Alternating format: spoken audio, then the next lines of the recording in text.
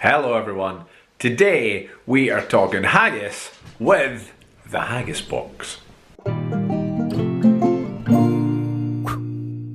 So I get loads of questions all the time about where can I get good haggis, what is haggis, where can I get good haggis? So what I did was I reached out. I follow a local business called the Haggis Box in town. So I sent them a message and I said, hey, this is who I am. Clan Broodford would like help figuring out where to get good haggis and what haggis is. Can you help? They very kindly...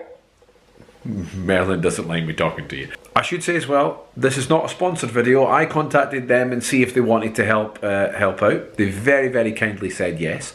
So we're going to go into town, we're going to chat to them, we're going to meet them, we're going to eat haggis. So let's go. Okay, so you'll need to know where to go if you want to go to the Haggis Box. I'm on the Royal Mile. That's the Tollbooth Tavern there. If you head down there, you're going to Holyrood Palace and the Scottish Parliament. We're going to go in here. This is where we're going. If you go up to my left, that's heading up towards Edinburgh Castle. We are about 3/4 of the way down the Royal Mile.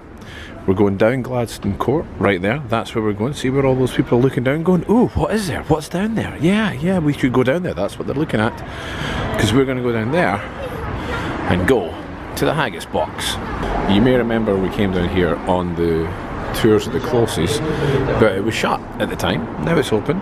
The Haggis Box has recently moved here. And that's where we're going to go, and we're going to try some haggis. And this right here is the Haggis Box, ladies and gentlemen. It's a funny sight, this. It's a lovely little bit in there. It just, people are, as I've been standing here, people have been looking in and going, will we try it? Will we try it? Try it. Come on, will we go try it? We will. So, Laura's here with the Haggis Box. She's going to show us, you know, haggis, what's in it, tell us what's in it, tell us what's in the veggie haggis as well, which is nice. And then we're going to try some haggis, because, you know, why wouldn't you? You can come down when it's rainy as well. Although there's seats outside, there is an inside area where you can sit and eat the haggis as well. So don't be afraid if it's rainy, you can still come down. And this right here is a Haggis Box with Laura. Hi!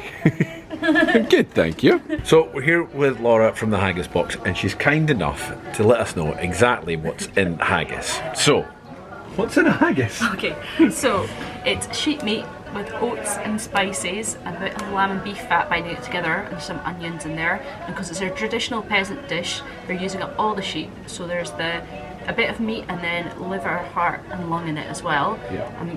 If you're having it as a meal in Scotland, you serve it with neeps and tatties, which are the Scottish words for turnip and potato. Yeah, see now, you guys actually don't know this, I've never mentioned this before, but I used to host a Scottish show, which you know of, the Spirit of Scotland show. I hosted that about 5 years ago.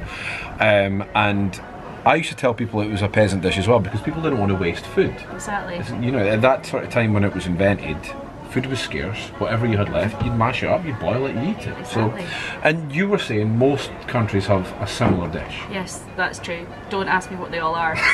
People do come and tell us what they are. I'm going to start keeping a list. You should we know. So yeah. So, haggis.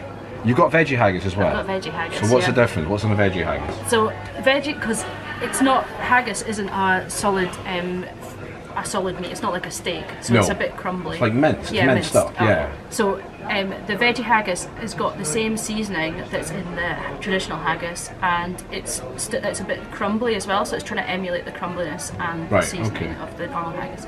So it's got lentils, polenta. It's actually got gluten-free oatmeal, which is good.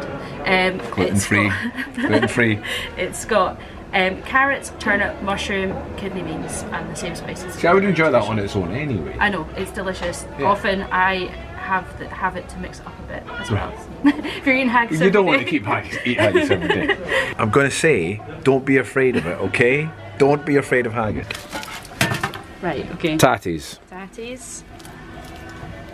Lovely mashed potatoes. We've got a little bit of cream and butter in these. See, you've got to put a bit of butter in. Then this is the neeps, turnips. So we use, in Scotland you use this variant of a turnip called a swede. Yeah. I always get mixed up what's the difference between a swede and a turnip. I've got no idea. Well, I think that this is just me talking, but I think that they've bred the swede to be sweeter. Right, okay.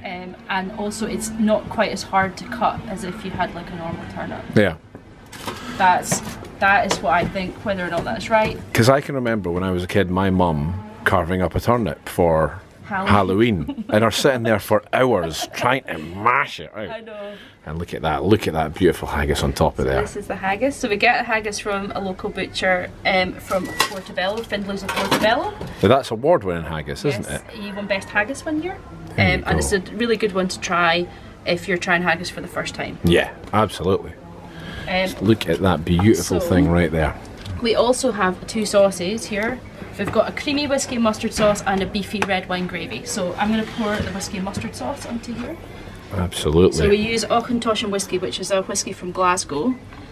We use the American oak barrel version of it because it's very smooth and it works well in the sauce. It smells amazing. If this was smell-o-vision, you would be lapping it up right now.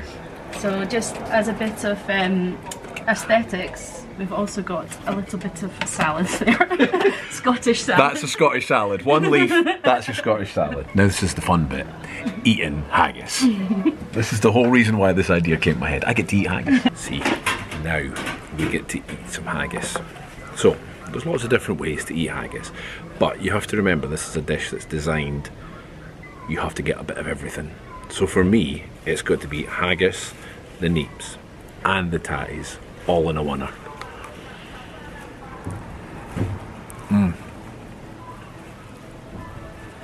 Hang on. Oh, the thing is about it, and that whiskey sauce is just beautiful. The thing is about haggis, let's get a bit without the, what do you call it? I think it's, look at that. Look at that beautiful thing right there. Yeah, it's crumbly. So it's like we were saying, talking with my mouth full, how rude is that? It isn't a solid meat, it's a minced up meat with all the nice spices and everything in there. And the thing is, you have to, oh, I'm sorry, I know I should be talking about it, but I just have to keep digging in. That's absolutely lovely. I was talking to Laura earlier about the spot here in the Haggis Hut. So I get asked about haggis all the time. All the time. Where can I get it? What's in it? Now you know what's in a haggis. The good thing about coming here, like I said, this isn't sponsored, this is just something that pops into my head, is a lot of you travelling from around the world, you're scared to try something that you've never tried before. Because if you're hungry, you want to, you know, you want to be full. You want to have dinner. So the good thing about coming here is you can buy one of these and you can share it and you can try it, but it's not going to fill you up too much before you go out for dinner. Because if you go to a restaurant and you order haggis and you don't like it, you've ordered that for your dinner. Whereas you can come down here, you get a beautiful award-winning haggis, and you can still go out and have a nice dinner as well at a restaurant. You can say, I tried haggis. I'm trying haggis again. Oh my god. That's lovely. That is absolutely lovely. I'm just going to eat this for a minute now. So, as a lot of you know, Kirsten, my wife, is a vegetarian. Vegetarian haggis as well. See? So, also... Oh, it's slightly different now, slightly different, yeah. The vegetarian haggis is also vegan. Oh, well, even better. There we go. There's absolutely no animal product in it whatsoever. So the way that we currently do, if someone's vegan, because we don't have, we do put the cream in the potatoes. Right. We do like double turnip, and we've been working on a new sauce, which is a vegan sauce. So it's going to be the whiskey mustard sauce, but with oat milk instead of the cream. Nice. So there are more and more vegan people coming, so we will start doing the potatoes vegan as well. Nice. And then we'll start doing the vegan sauce. Lovely. Lovely. See, look at that. Dished up slightly differently. That'll be in there for the summertime for sure. Right. So I'll just put some of the whiskey and mustard sauce in it again. Well, actually, shall I put the red wine gravy on it? I know this. Yeah, the red wine gravy isn't actually vegetarian, but I'm not a vegetarian. Exactly. But just so you can see the... Oh, look at that. It is good having the red wine gravy on... It is quite tasty having it on the vegan haggis, even though it's not a vegetarian sauce. Beautiful dish right there. portion 2 veggie haggis now. This is going to be me. I'm not going to eat for the rest of the day now because it's so nice. But haggis is filling. Haggis is very filling. Now, I don't think I've actually really had veggie haggis before because I enjoy haggis, so this is quite interesting for me. You know what? If I didn't know better, if you just dished that up in front of me and said there's haggis, I would just think it's a different recipe rather than it's a veggie haggis. That's lovely. That is lovely. And with the different sauce, the red wine sauce as well, that's really nice. Obviously the red wine sauce isn't vegan or vegetarian, but oh my goodness. Laura was telling me as well that all their containers that they use, they're all compostable, so no waste. They all just, you know, it all degrades nice, biological degradant, so you don't have to worry about that carbon footprint. So at least everything is environmentally friendly. So as I was saying, guys, these are compostable and so are the forks. 100% compostable. So if you want to come to, when are you open? So we're open every day from 12 p.m. till 5:30 p.m, sort of 6 p.m. There you go. And we will have longer opening hours during July and August for sure. Because this is becoming a venue during the festival as well, isn't it? Will be. Yeah. So everybody just keep an eye on the Instagram page and the Facebook page. So we're the Haggis Box, the Haggis Box.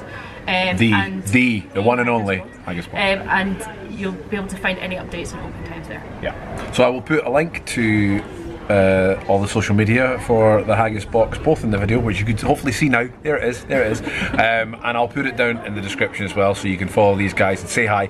Come along and make sure you come up and say, hey, we saw you, we're Clan Brynford, we came up and we saw you, and say hi to the guys. So I think that will do us for Haggis. Thank you so much for letting us join you. Thank you. Please remember, if you like the video, give it a thumbs up, subscribe at the bottom as well, leave a comment. You know, I always try to get back to all the comments.